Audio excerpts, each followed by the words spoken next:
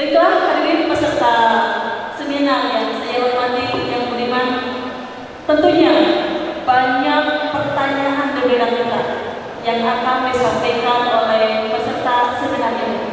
Baiklah, kita punya waktu sampai jam, kalau ke jam 12 ya 30 menit, kurang kayaknya 1 jam ya. Punya waktu 1 jam untuk berdialog. Silakan barangkali ada peserta seminar yang ingin mengungkapkan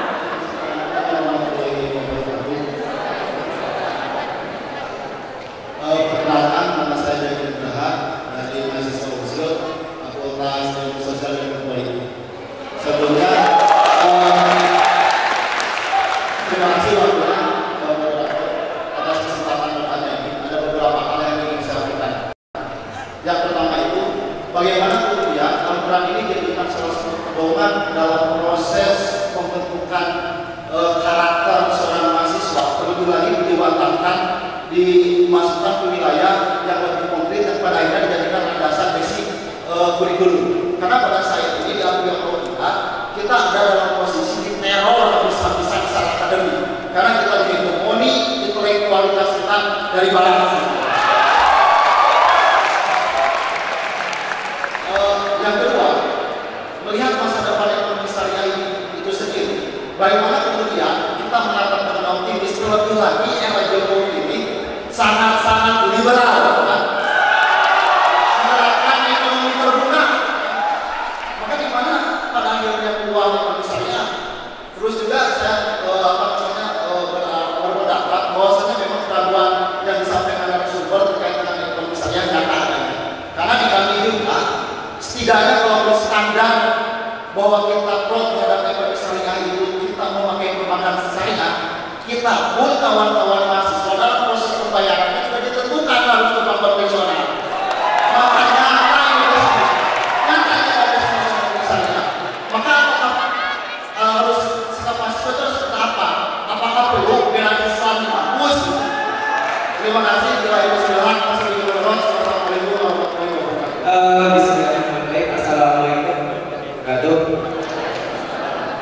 Nama saya Kia dari Fakultas Agama Islam Ekonomi Syariah. Sebelumnya saya mau curhat sedikit ya, selama saya kuliah di Unsil jurusan Ekonomi Syariah gitu. Karena kenapa? Jujur saya selama 3 semester di sini dengan jurusan Ekonomi Syariah belum percaya kalau ekonomi syariah depannya bakal dipakai. Gitu. Karena kenapa? Sekarang kita tahu ya kalau misalkan ekonomi kapitalis gitu, ekonomi konvensional sudah berakar di Indonesia gitu. Para narasumber juga dari tadi menjelaskan tentang ekonomi syariah, ekonomi syariah, tapi belum menjelaskan solusi gitu. Bagaimana solusi dari para narasumber gitu, melepaskan ekonomi kapitalis gitu dari dalam diri kita sendiri gitu. Sedangkan gimana caranya memakai ekonomi syariah gitu. Sedangkan dalam diri kita masih benar-benar ekonomi kapitalis itu masih benar-benar melekat dalam diri kita gitu. Terima kasih. Saya mau bertanya kepada kedua narasumber. Perlu kita ketahui bahwa regulasi mengenai ekonomi syariah itu dimulai dengan adanya Undang-Undang Nomor 7 Tahun 92. Saat itu kalau tidak salah sistem perbankan itu bisa ada sistem perbankan mengenai bagi hasil. Nah kemudian kalau kita lihat Islam juga ini kan agama yang berasal dari wahyu Allah gitu Pak ya. Saya ingin meminta solusi kepada Bapak untuk meningkatkan kepercayaan diri saya sebagai ekonom pribadi gitu untuk kedepannya supaya benar-benar yakin bahwa kita semua selaku orang Islam ya akan bisa memajukan ekonomi Islam itu sendiri gitu Pak. Seperti yang saya ketahui bahwa sekarang pengguna bank syariah saja justru itu kebanyakan orang non-muslim daripada orang muslim itu sendiri. Mungkin itu Pak yang dapat saya tanyakan. Terima kasih. Assalamualaikum warahmatullahi wabarakatuh. Assalamualaikum warahmatullahi wabarakatuh. Saya mungkin karena kita dari Jawa Barat ya, saya manggil Bang Ihsan sama Bang Yadi saja. Dari paparan tadi, kebetulan saya Yasin, saya staf karyawan BRI Syariah, pelaku jadi di sini. Alhamdulillah seperti yang disampaikan Bang Yadi itu tadi betul. Memang rekan-rekan kami itu di BRI Syariah masih ada juga yang belum paham lah istilahnya ya, tentang apa itu prinsip operasional di bank syariah. Nah, oleh karenanya alhamdulillah tadi dari paparannya bahwa ternyata sekarang Indonesia sangat banyak diminati oleh teman-teman kaum pemuda, dan dengan itu akan menjadi generasi muda buat kita semua nanti. Perlu saya sampaikan, kebetulan saya sudah jalan 2 tahun ini Bang Ihsan sama Bang Yedi di Tasikmalaya, dan sudah kesana kesini untuk coba mensosialisasikan tentang khususnya perbankan syariah. Tapi seperti yang sudah sampaikan bahwa banyak juga pelaku ekonomi syariah yang belum pro sama syariah. Saya coba silaturahmi ke yayasan Islam, kemudian ke taklim-taklim, ke universitas-universitas Islam. Mereka juga belum banyak dukungan kepada kita. Apalagi maaf, yang dalam tanda petik bahwa kota Tasikmalaya adalah kota santri yang jumlah pesantren itu cukup banyak.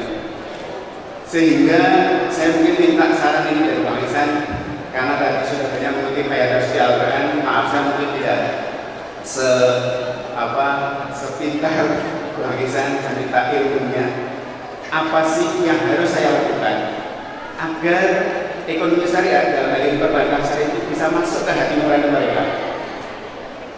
Dengan ayat Al-Quran mereka difaham kalau mereka di pesantren, mereka menganggap bahwa bank syariah itu sama saja.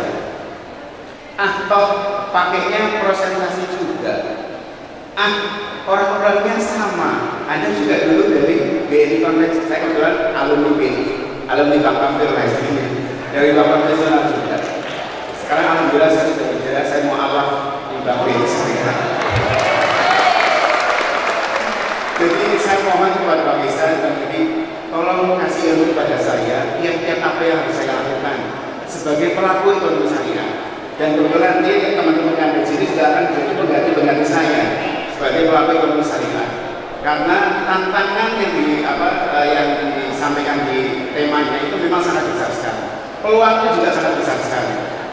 Jadi mudah-mudahan saya dapat ilmu setelah pulang dari seminar nasional ini. Terima kasih. Assalamualaikum warahmatullahi wabarakatuh. Saja kepada Bapak narasumber. Pertanyaan yang pertama dari mahasiswa Fakultas Ilmu Sosial dan Politik. Nampaknya lebih ke Pak Ihsan juga. Dua-duanya. Ini menanyakan tentang semacam penjajahan karakter melalui kurikulum, gitu kan, seperti itu. Kemudian berbicara tentang era saat ini yang liberal. Kemudian dalam aplikasinya juga dalam bayar biaya kuliah mungkin yang lebih real kita menggunakan bank konvensional, sementara kita terus berbicara tentang bank syariah. Itu mungkin dari pertanyaan pertama. Saya persilakan kepada Bapak Dr. Yani Januari MA. Saya rangkum saja dari keseluruhan pertanyaan. Pertama, saya mengatakan bahwa kita sudah terlalu lama dijajah oleh peradaban Barat, dan baru sadar hari ini dengan peradaban Islam. Sebut saja mahasiswa Unsil atau mahasiswa yang lain, ketika bicara tentang filsafat, mereka lebih senang mengutip Aristoteles, kemudian Plato dan seterusnya. Mereka tidak kenal dengan Ibnu Arabi, mereka tidak kenal dengan Al-Kindi dan lain sebagainya. Ketika studi tentang ekonomi, mereka lebih senang berbicara tentang Adam Smith dan lain sebagainya. Mereka tidak kenal dengan Ibnu Khaldun, tidak kenal dengan Al-Maghrizi, tidak kenal dengan Ibnu Taimiyah dan lain sebagainya. Berarti kita sudah terlalu lama dijajah oleh peradaban Barat dan kita tidak mengenal dengan peradaban Islam, dan baru hari ini sadar bahwa Islam sebenarnya memiliki sebuah peradaban. Nah, bagaimana ke depan kita bisa melihat bahwa Islam sebenarnya memiliki sebuah peradaban. Satu. Yang kedua, sekalian, pengembangan ekonomi syariah bagaimanapun sangat bergantung kepada political will. Apakah ada keinginan secara politik untuk mengimplementasikan ekonomi syariah? Saya kata kalau di Unsil bayar SPP-nya kemana? Belum. Apakah ke bank konvensional atau ke bank syariah? Bank konven, Pak. Saya doktor ekonomi Islam, dosen ekonomi Islam, dapat gaji masuk bank konvensional. Itu BRI juga. Kan gak bisa juga kita misalnya buka rekening sendirian. Sebut saja misalnya masuk rekeningnya di BRI Syariah, ditunggu-tunggu gaji gak masuk-masuk. Kenapa karena gaji kita di transfer ya via BRI? Dan saya kira itu persoalan yang kedua, bahwa ekonomi syariah ini tidak akan bisa terwujud secara maksimal tanpa didukung adanya political will. Ya bisa demo lah nanti ke rektor Unsil supaya nanti banyak.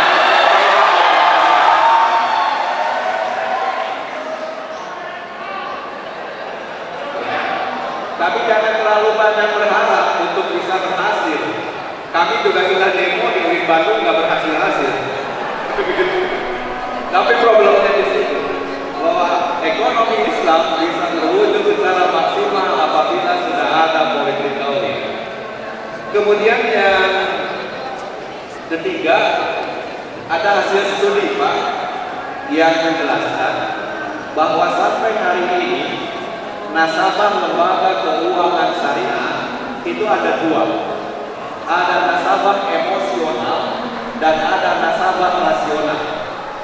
Saya, mungkin yang lain, pegiat ekonomi syariah, masuk menjadi nasabah bank syariah karena malu saja. Pertama umat Islam, yang kedua studi tentang ekonomi Islam, yang ketiga belajar tentang ekonomi Islam. Masa tidak punya rekening yang ada di bank syariah? Jangan-jangan kulina juga sama. Oh. Nah, kalau itu yang terjadi berarti nasabah ini adalah nasabah emosional. Dan kalau itu yang banyak di lembaga-lembaga keuangan syariah, jangan harap lembaga keuangan syariah itu bisa maju. Nah, yang kedua, ada juga yang disebut dengan nasabah rasional. Ada hasil penelitian, saya punya hasil penelitiannya, bahwa di Malaysia yang menjadi nasabah bank syariah itu justru banyak keturunan Cina yang non-Muslim, karena mereka memandang kerjasama dengan bank syariah jauh lebih menguntungkan dibandingkan dengan kerjasama dengan bank konvensional. Nah, kalau itu yang terjadi, maka nasabah itu adalah nasabah rasional. Karena itu, saran saya nih ke praktisi perbankan, Pak, mendingan menggarap nasabah rasional daripada nasabah emosional. Karena itu yang akan menguntungkan lembaga keuangan syariah. Jadi Bapak jangan masuk ke pesantren, jangan masuk ke masjid, carilah para entrepreneur, carilah para pengusaha yang dia memandang rasional terhadap bank syariah. So, kalau masuk ke pesantren, masuk ke masjid, itu uangnya kecil-kecil yang masuk. Apalagi mahasiswa Unsil jangan digarap Pak, kecil uangnya. Maka yang harus digarap kalau bank itu mau maju adalah para entrepreneur yang punya aset yang besar, lalu punya peluang untuk mengembangkan lebih lanjut. Tapi lumayanlah, kecil-kecil juga diajak saja ke bank syariah. Saya kira itu. Terima kasih. Berikan jawaban, ada pertanyaan peserta tadi. Saya tertantang ketika Al-Fisik bicara tentang bagaimana Al-Quran dijadikan pedoman untuk mengubah karakter. Saya tertantang itu. Dan untuk menjawab itu, silakan Anda buka The Change Squadron.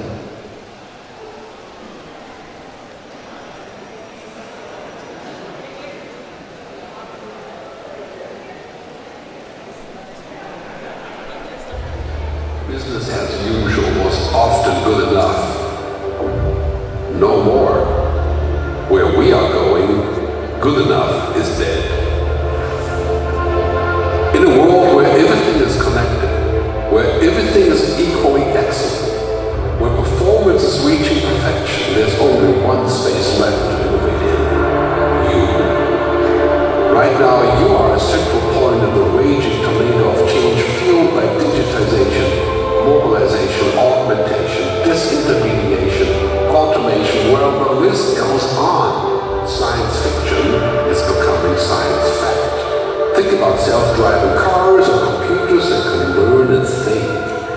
The way we work will never be the same. The skills we need will be dramatically different. Winning or losing are now happening faster than ever before. So what's your response? How will you discover new opportunities in one of the most transformational times in human history? Are you driving change, or are you being driven by it? Disruption has become the new normal. With change, it's always gradually, then suddenly, well, things really have stopped happening gradually. This change is exponential. Everything that used to be dumb and disconnected is now wired and intelligent. Cars, cities, ports, farms, even our bodies will be wired with sensors and will talk to each other. These game changers are also combinatorial. They amplify each other, creating a perfect storm of change. Quantum computing fuels big data. The Internet of Things fuels artificial intelligence and deep learning, which fuels robotics. However, anything that cannot be digitized or automated will become extremely valuable. Human-only traits such as creativity, imagination, intuition, emotion, and ethics will be even more important in the future, because machines are very good at simulating, but not at being. Yes, robots and software will do some of our work, but this will allow us to focus on things that cannot be automated. To imagine change squared, you've got to start engaging more with what might be, not just with what is. Immerse yourself in the immediate future, 5 to 7 years out from today. We need to go beyond technology and data to reach human insights and wisdom. Technology represents the how of change, but humans represent the why. The future is about a holistic business model. The opportunity is to be liquid, to learn just in time, not just in case, not single improvements, but complete transformations, not individual systems, but new ecosystems. Humanity is where true and lasting value is created. We will engage, relate, and buy things because of the experiences they provide, because of their transformative power. The future doesn't just happen. The future gets happened. The new way to work is to embrace technology, but not to become it. The future is in technology, yet the bigger future lies in transcending it. Let's live and lead from here.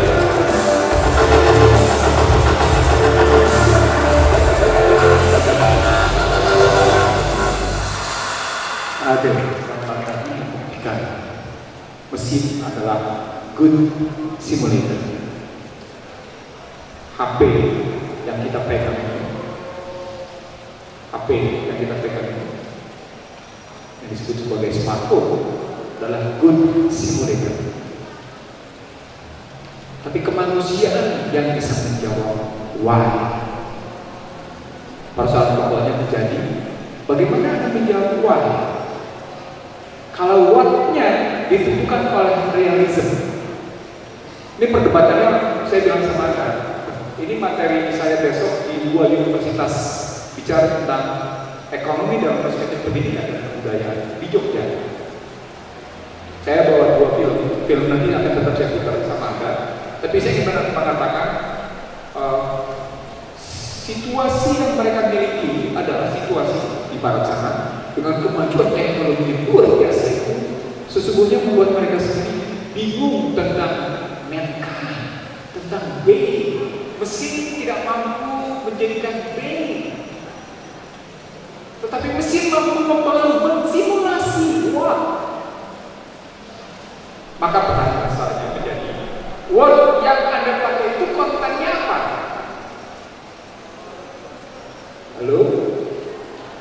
Di handphone Anda ada Al-Quran nggak? Serius nih? Oke, good. Yang penting daripada Anda main YouTube terus melihat macam-macam di YouTube-nya.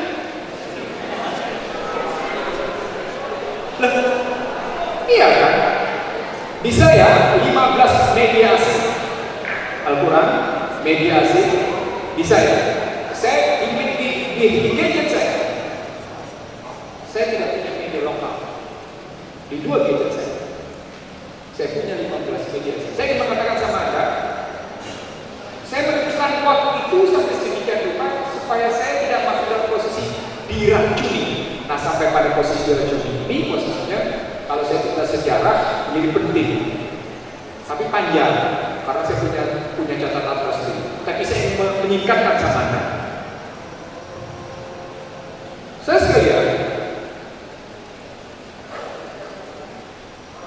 di hadapan sejumlah profesor, saya menerjemahkan. Ini mohon teman-teman dari dosen di Fakultas Agama Islam berbagi dengan saya. Saya punya 4 kategori kurikulum, karena Anda bicara kurikulum kan. Saya punya 4 kategori kurikulum. Kurikulum pertama, kurikulum yang sekarang dipakai oleh semua universitas dan fakultas Indonesia, yang saya sebut sebagai kurikulum yang dibutuhkan oleh pemerintah, betul? Dan itu diaplikasikan pada setiap fakultas. Apa mata wajib di universitas, apa mata wajib fakultas, apa mata wajib jurusan. Oke, itu kan pemerintah. SD, SMP, SMA sama. Kurikulumnya begini, pemerintah menentukan. Dalam bahasa yang sederhana, otak Anda diformat dan diisi oleh pemerintah. Oke? Pindah kedua. Itu titik pertama. Pindah kedua. Anda berhadapan dengan yang namanya masyarakat. Anda bergaul, Anda ketemu, Anda punya gadget, Anda punya TV, Anda punya radio, Anda punya handphone, macam-macam. Anda punya pergaulan. Mempengaruhi? Mempengaruhi nggak? Mempengaruhi. Ini mempengaruhi, ini mempengaruhi. Ini juga kurikulum, tapi kurikulumnya tidak terstruktur. Kalau ini kurikulumnya terstruktur, ini kurikulumnya tidak terstruktur. Kurikulum tidak terstruktur berdasarkan gadget itu dipengaruhi kekuatan kemampuan menghadapi perubahan-perubahan yang muncul sedemikian cepatnya seperti tadi. Film tadi, kalau saya penggal-penggal, saya analisis dalam pendekatan manajemen strategik atau strategic planning, dia butuh waktu tidak kurang dari 3 jam. Karena saya penggal-penggal, apa yang disebut dengan good business is good enough, it's never normal. Cukup menjadi baik itu sudah tidak bisa lagi, dia sudah mati. Apa itu? Menjadi ya saudara, gue tindak saudara, menjadi baik saja. Itu apa lagi? Indikatornya apa? Bagaimana indikatornya? Bagaimana matinya? Dan itu diberikan papanya. Nah, itu kurikulum kedua. Ini kan pengaruh luar biasa. Salah satu bentuk luar biasanya, Anda zaman kecil tidak punya gadget, tapi sekarang Anda lihat keponakan Anda lihat adik Anda yang kecil yang usianya 2 tahun. Dia sudah asik bermain. Dia simulasi. Apa akibatnya? Akibatnya matanya cepat bekerja. Akibatnya pikiran cepat bekerja.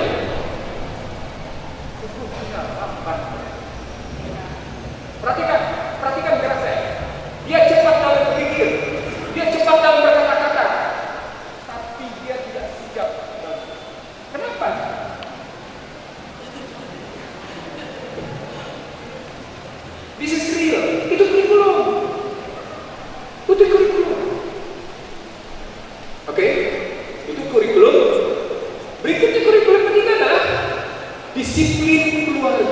Jadi itu kurikulum masyarakat.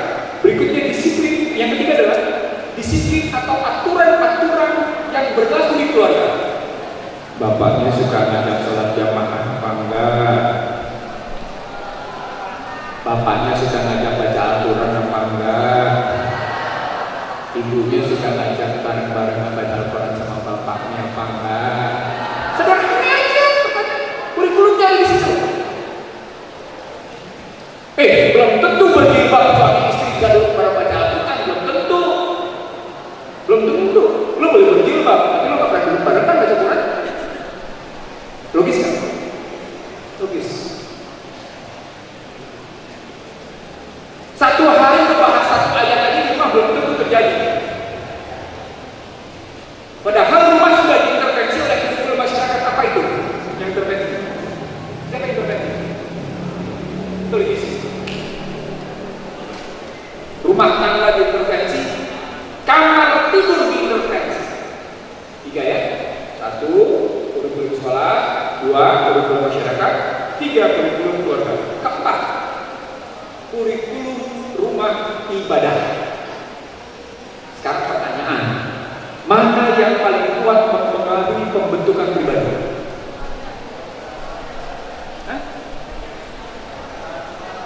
Itu pertanyaan saya, pertanyaan realistis, pertanyaan kenyataan. Jadi sosial realismenya itu kenyataan sosialnya gimana, kenyataan masyarakat gimana? Mana yang paling kuat mempengaruhi?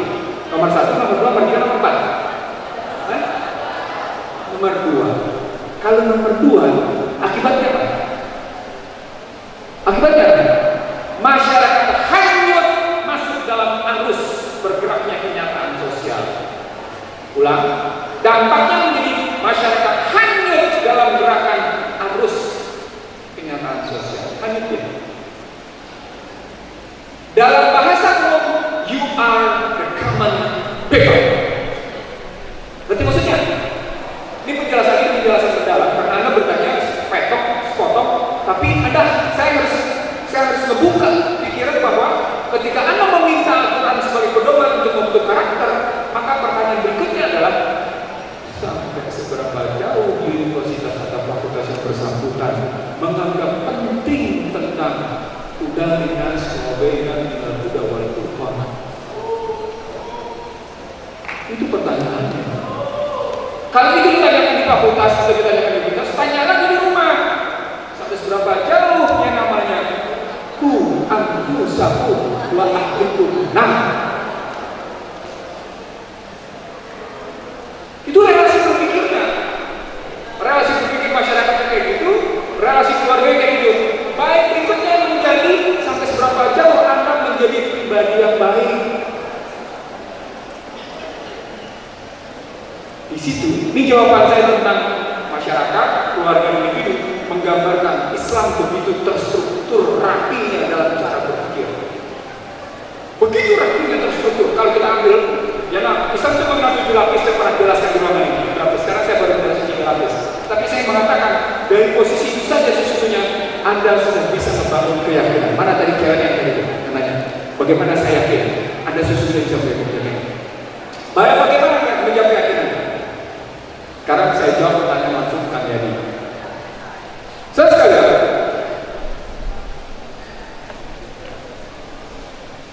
minggu lalu saya pulang dari Malaysia. Salah satu oleh-oleh saya dari Malaysia adalah saya mendapatkan 7 buku yang meyakinkan saya bahwa kajian saya tentang barang ambruk itu menjadi kenyataan. Buku itu ditulis oleh berbagai kalangan, tapi berjudul satu hal, satu tema saja. Tema besarnya adalah World Uncertainty, Global Uncertainty, ketidakpastian global, ketidakpastian dunia. Ditulis oleh Immanuel Wallerstein, ditulis oleh yang namanya beberapa pihak lain, bahkan National Bureau of Economic Research Amerika menyatakan Policy Uncertainty terbit pada 26 Oktober 2016. Saya ingin mengatakan buku-buku yang terbit barusan merujuk pada 3 buku sebelumnya. Buku pertama, Free Fall, terjun bebas Amerika. Itu pada statements. Buku kedua, the price of inequality, harga sebuah ketimpangan. Itulah statement menyatakan sistem ekonomi dan sistem politik barat ambruk. Iya, tidak bisa sejalan. Bahasa statement maka lebih jelas. Sistem ekonomi gagal dan itu berarti sistem politik gagal. Dia nggak bilang gagal, dia bilang sistem ekonomi timpang, maka politik timpang. Dibuktikan kemarin 8 November 2016, timpangnya antara sistem perwakilan langsung dan sistem popular vote, pertarungan antara Trump sama Hillary Clinton yang oleh ilmuwan berkiblat Amerika dianggap sebagai hebat. Anda belajar di fisik, Anda akan ketemu dosen-dosen yang bilang Amerika itu hebat. Saya ulang, Anda di fisik, Anda akan ketemu dosen-dosen yang belajar tentang politik ini yang menyatakan demokrasi Amerika. Saya katakan dengan dokumen dan buku yang saya punya, justru Amerika sedang ambruk.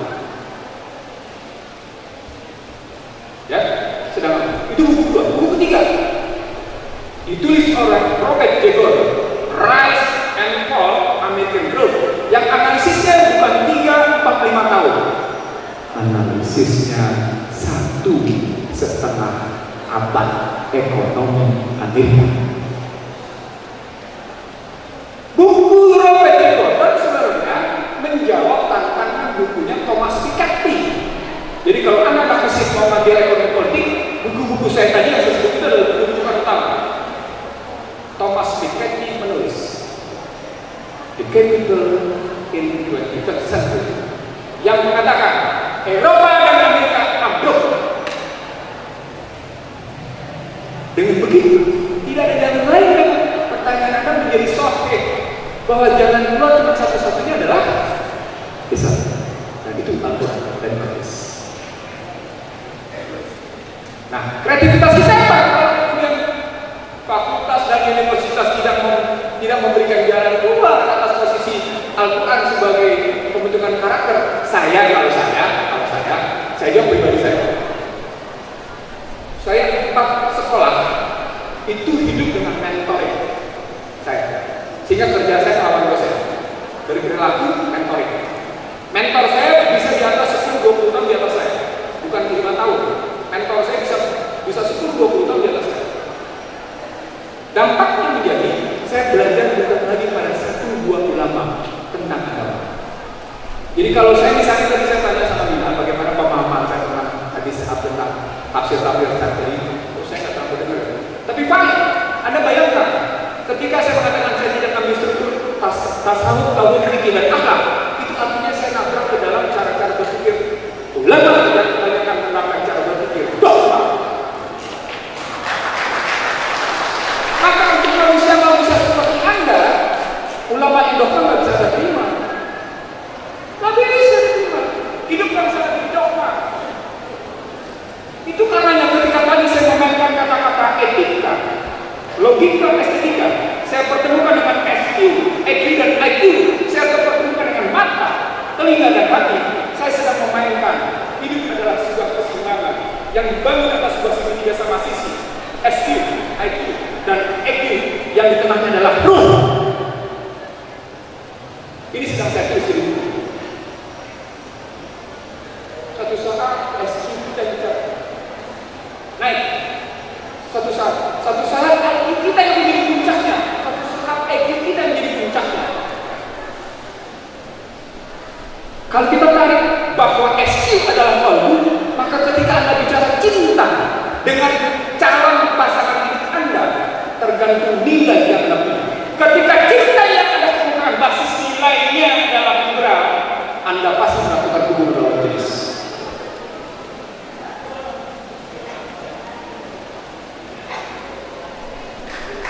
Pasti begitu.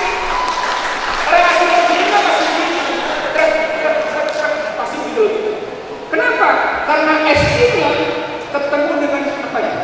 Dengan EQ-nya, bukan dengan intelektualnya. Pada saat itu sebuah kesambungan posisi. Bahkan ada jalan lain. Ini kalau kuliah saya ini bisa panjang nih. Tapi saya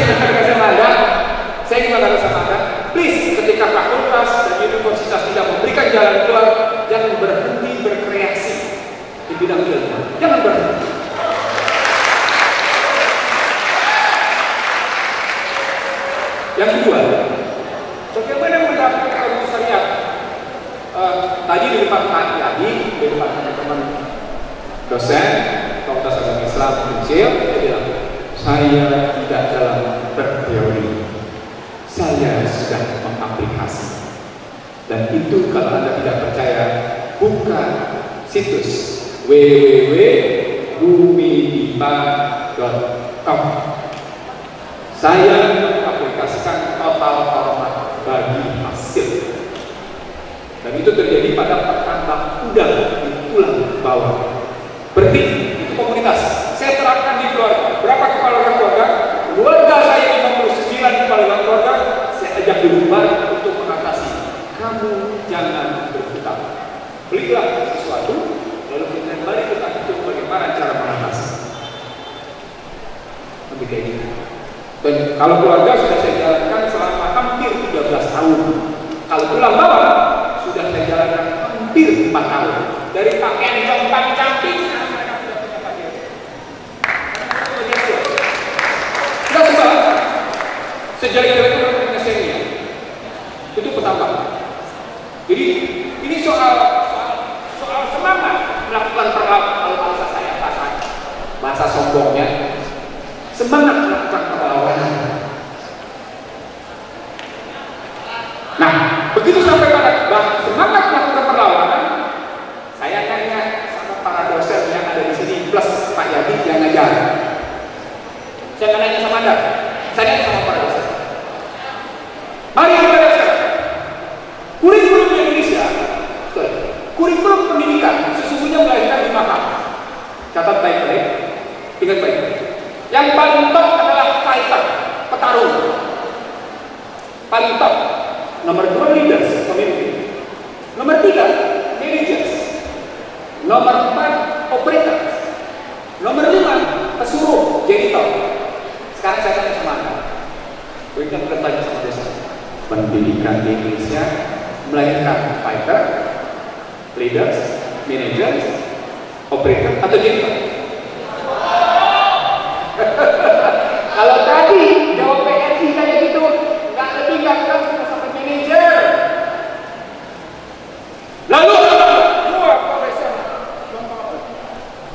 Padahal kalau profesional itu kalau dilakukan cuma manajer, cuma memang manajer kelas tinggi, itu aja top manajer namanya juga. Tapi belum tentu sistem manajer itu adalah fighter. Untuk bisa menjadi creator, orang yang bisa menjawab kebutuhan paduan antara fighter, leaders dan manager harus cukup pada orang itu. Itulah yang namanya Mark Zuckerberg. Itulah yang namanya Bill Gates. Terpancing dia.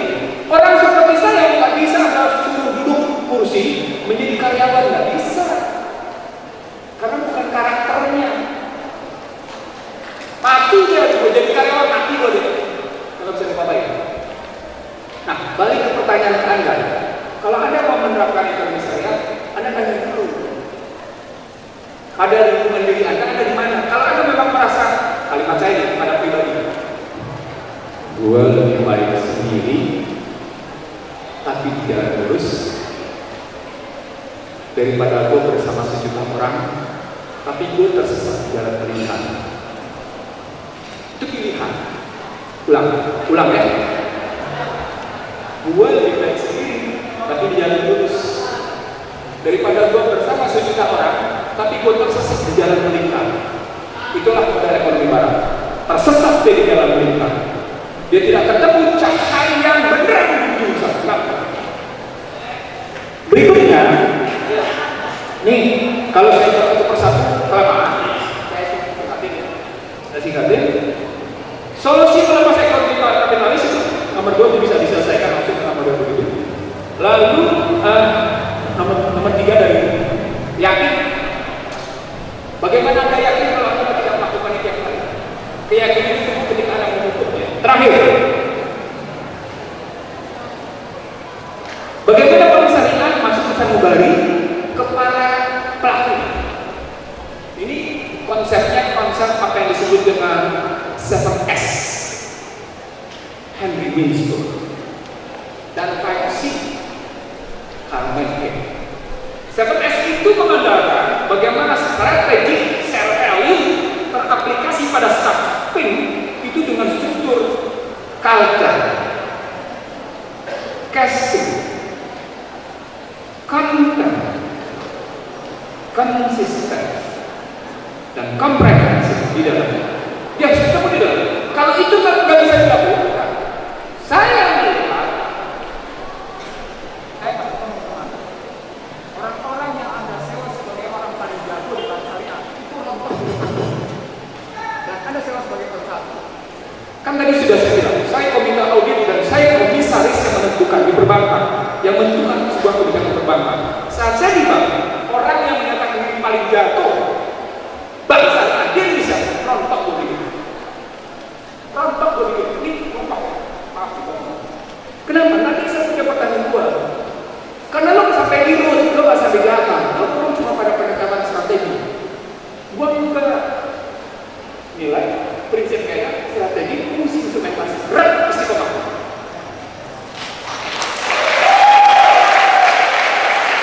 Artinya ketika Anda berbicara agar para bankir syariah juga menjiwai situasi syariah, sikap istiqomah taufik hidayahnya agar sampai pada taufik hidayahnya ketemu dulu dong pada nilainya.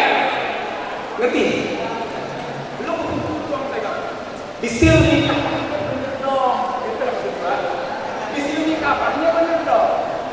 Jangan disilmi kapan sesuai dengan kepentingan. Bisa nggak?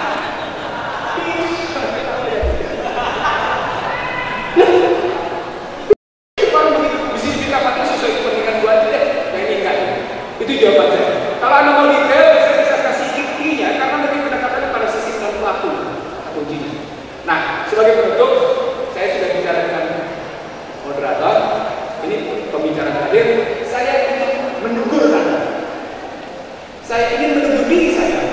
Dan saya ingin menegur semua lewat film terakhir yang saya buat. Silakan. But here in the United States, it's sometimes a little difficult to keep track of who we're bombing at any given moment. You know how many countries the U.S. is currently bombing? I have no idea. No. A few? 40 in between. I think 1 or 2. I don't know. Maybe it was purple. In fact, we're currently bombing 7 different countries. Now, let's start with the easy one. If you've been watching the presidential debates, you know that ISIS is a major concern to our candidates. ISIS. And brag that you sexually assaulted women. ISIS is located in Iraq and Syria, so we're dropping bombs on both those countries. Syria is a real humanitarian catastrophe, where literally half of the country's 22 million people have been either killed or displaced.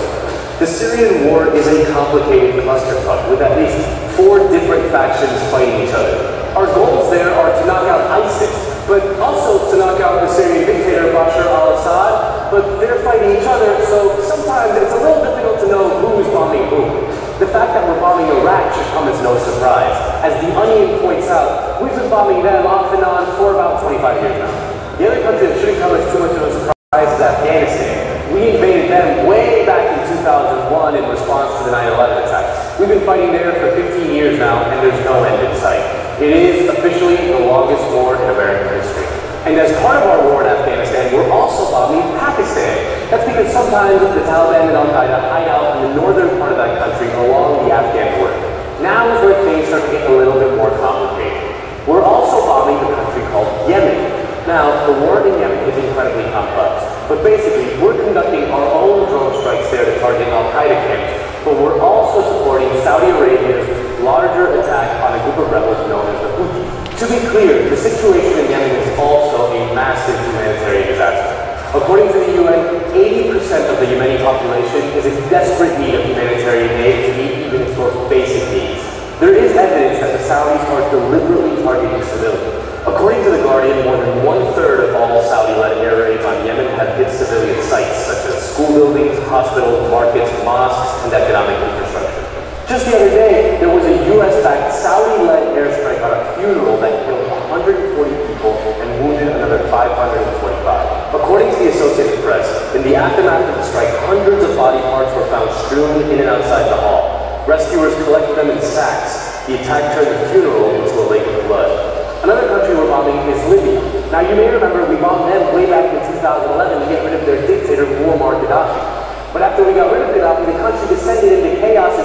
was able to move in. So now we're bombing them because we don't like the replacement for the guy that we didn't like.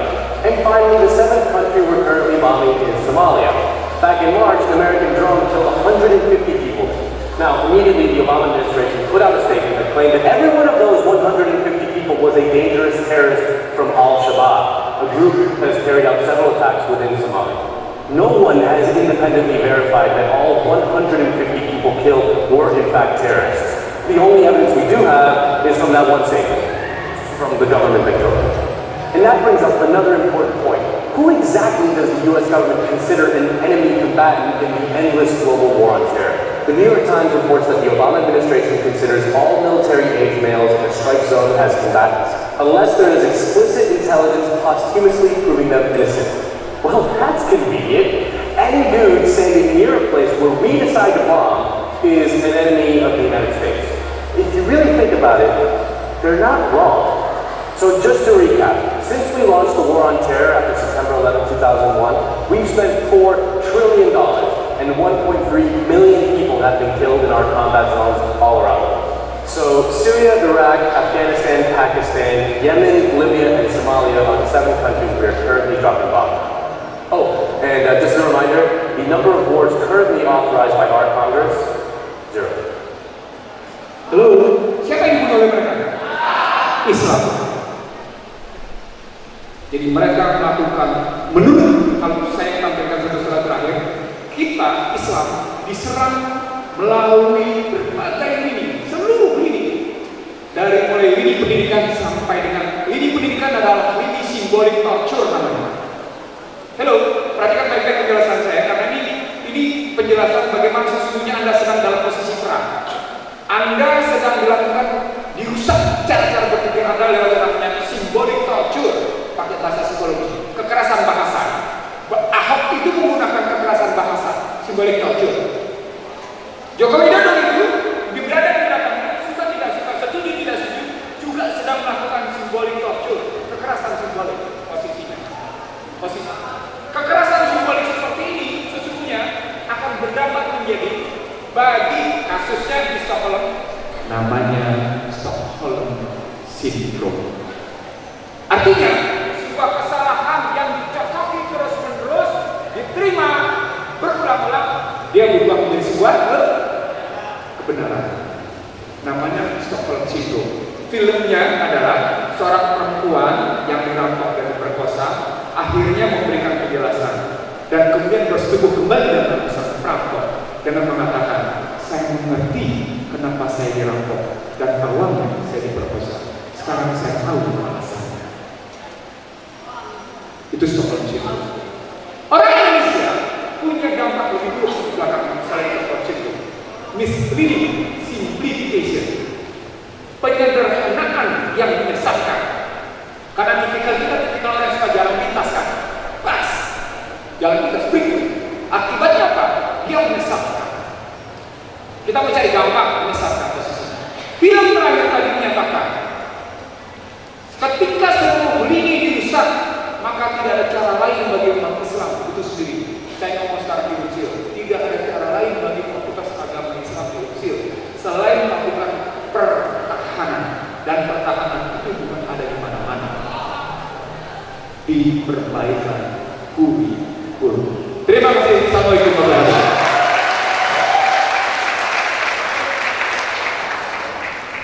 Luar biasa. Baiklah peserta seminar yang beriman, ingin rasanya lebih lama lagi berbincang dengan beliau, rasanya tidak bosan Pak, tapi karena waktu sudah menunjukkan jam 12:30 saat yang sudah luput, maka mau tidak mau, suka tidak suka, acara Seminar Nasional Ekonomi Syariah dengan tema Peluang dan Tantangan Ekonomi Syariah Menghadapi Masa Depan Indonesia di Era Globalisasi ini harus saya akhiri. Terakhir mungkin akan tutup dengan kesimpulan bahwa globalisasi merupakan sarana bagi umat Islam untuk memperkenalkan budaya dan ajaran Islam ke seluruh penjuru dunia.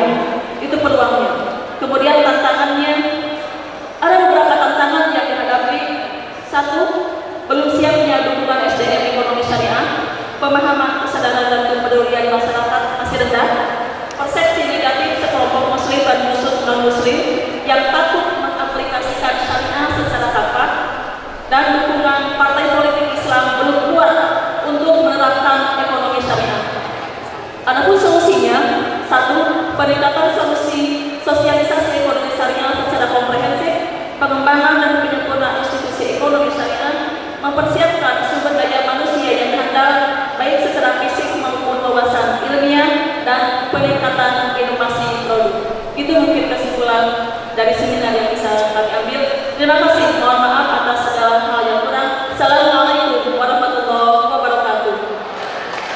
Acara kami kembalikan kepada Master of Ceremony.